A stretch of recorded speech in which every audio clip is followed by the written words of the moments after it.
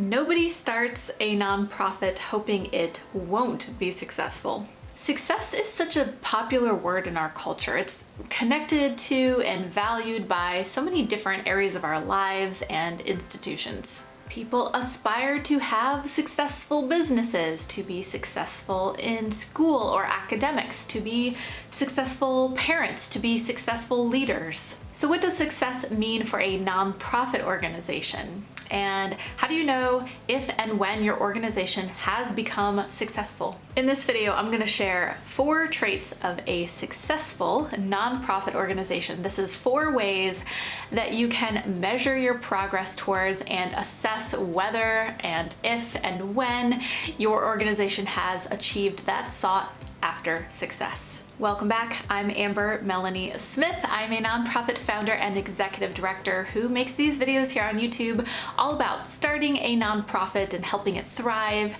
or participating in or launching other types of social impact ventures. I hope that you find this video helpful. Don't forget to give it a like and subscribe to my channel and ring the bell for more alerts. I post videos here about once a week. And if you need some extra help and guidance if you are starting a nonprofit or growing a nonprofit, I've got a website, foundertofulltime.com. You can check out my resources there, including 2 online trainings now, one all about starting a nonprofit and one all about developing a sustainable fundraising plan. So check that out, and I'd be happy to help you out if you need that assistance. Okay, let's get into this. And I think it's important to start out with and remember the definition of success. Success is defined as the accomplishment of an aim or purpose. That means then that in order to figure out if a nonprofit is successful, we need to recall and reflect on that nonprofit's aim or purpose. We need to remember why a given nonprofit, or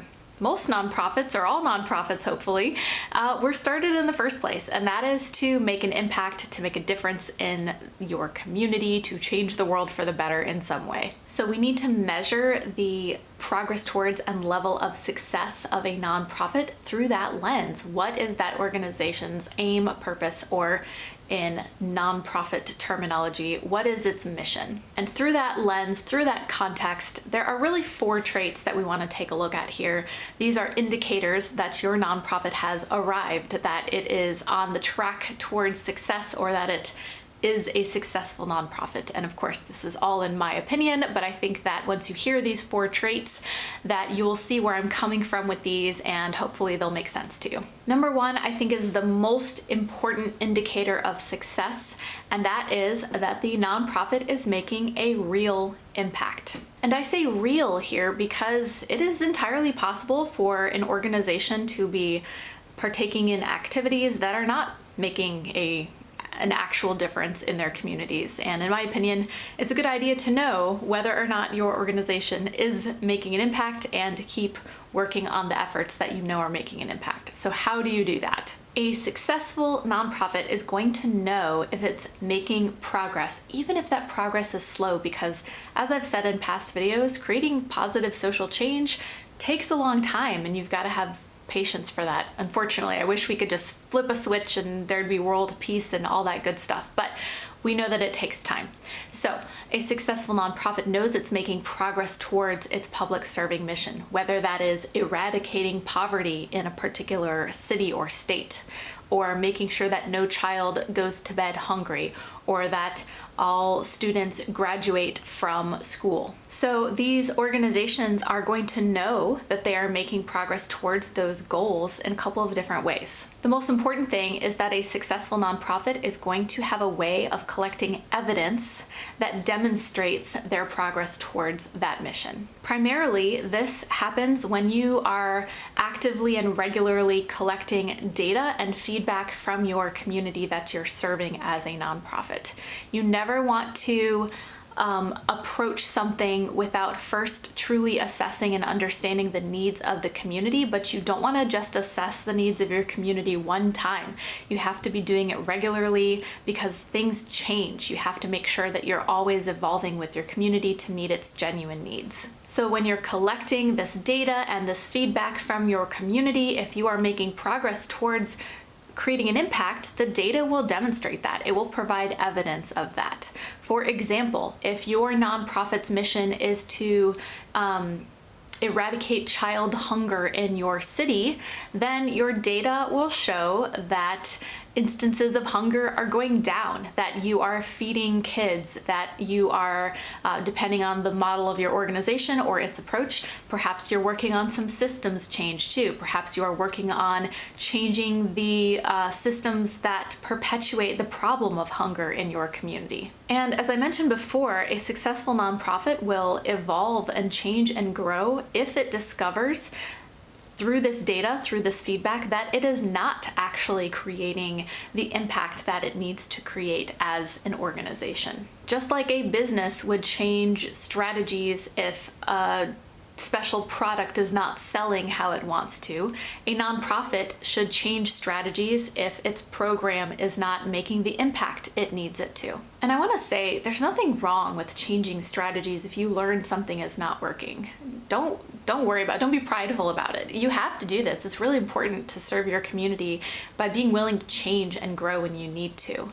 Nobody knows with perfect accuracy how to change the world. It takes a lot of trial and error, like science, and a willingness to pivot for the sake of the people you're trying to serve when you need to. So in summary, a successful nonprofit will be collecting evidence, that is data and feedback, that they are working towards their mission, and secondly, that they are willing to evolve and grow and change if they learn from that data and feedback, that they could be making a bigger difference through a different approach. The second trait of a successful nonprofit is that it is financially sustainable. We all know that nonprofits need resources in order to be able to achieve their public serving missions. So being financially sustainable is an important measure of being a successful nonprofit. So what does being financially sustainable mean exactly? Being financially sustainable as a nonprofit means that not only do you have processes and mechanisms in place to be able to raise the money you need to cover your current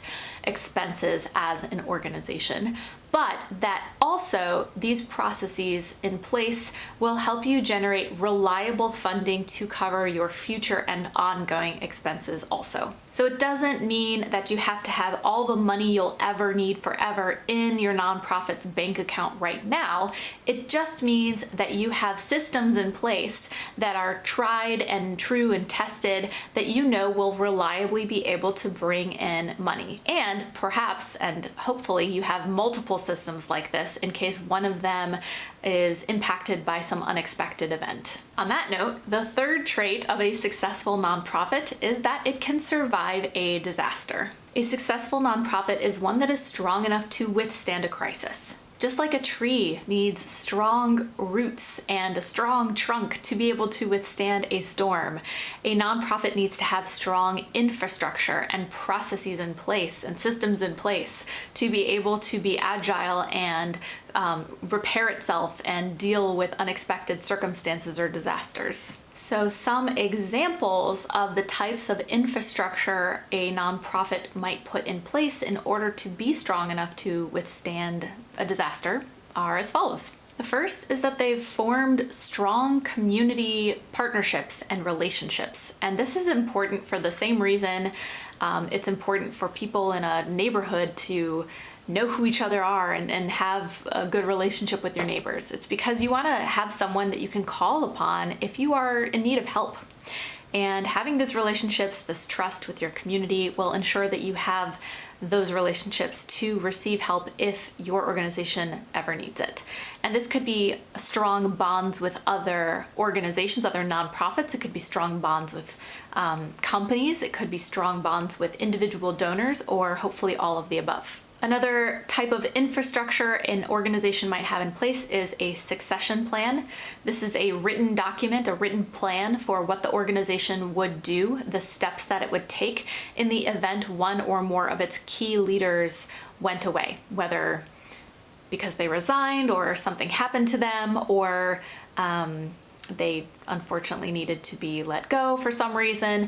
But it's a plan for how the organization will transition into different leadership so that it can keep everything going smoothly. Another example of infrastructure to make sure your organization can be strong and withstand unexpected circumstances is building up a funding reserve, or also known as a rainy day fund. Obviously, this is harder for newer organizations, but if you are a new organization and you can think in these terms and start planning for it for the long term, you'll be in a good spot. It's ideal to have at least a couple months of worth of funds in your savings account or rainy day fund for your organization, so that you will have that to fall back on in the event some unexpected situation depletes another funding source that you have. The fourth trait of a successful nonprofit is that it has strong leadership. A successful nonprofit has strong leadership, and it has more than one person who is, would be, or could be a strong leader for the organization. Leaders at the helm of successful nonprofits are providing other people training to be leaders and opportunities for other people to exercise and grow in leadership. That way, if and when a nonprofit's leader leaves, the organization has other people ready to step up, confident in their leadership skills, and trained to lead, so that the organization can carry on its very important mission. I can tell you that as a founder, it is hard to imagine the day that I might one day leave the organization that I started, but typically no one stays at an organization forever, and so it's just a smart idea and best for the organization to ensure that others have the ability to step up when they're needed to. Okay, it's time to hear from you. I'd love to hear, where are you in your nonprofit or social impact journey? Are you just beginning, or are you farther along, or are you a seasoned nonprofit leader? What are some ideas that you have that you might share with the community here on ways you might make your organization successful? Share those in the comments below. And like I said before, if you need any help or special guidance or training on starting, growing a nonprofit, or fundraising for a nonprofit, check out my website, foundertofulltime.com. Finally, check out my Facebook group. It's called Change the World or Bust, and we have hundreds of folks from all around the world in there talking about their own social impact journeys and getting some helpful thoughts and encouragement from others, so I hope you can join us there as well. As always, I hope to see you next time. I'm Amber, that's Amber Melanie Smith, and I hope you liked this video and found it helpful. Thanks, see you later.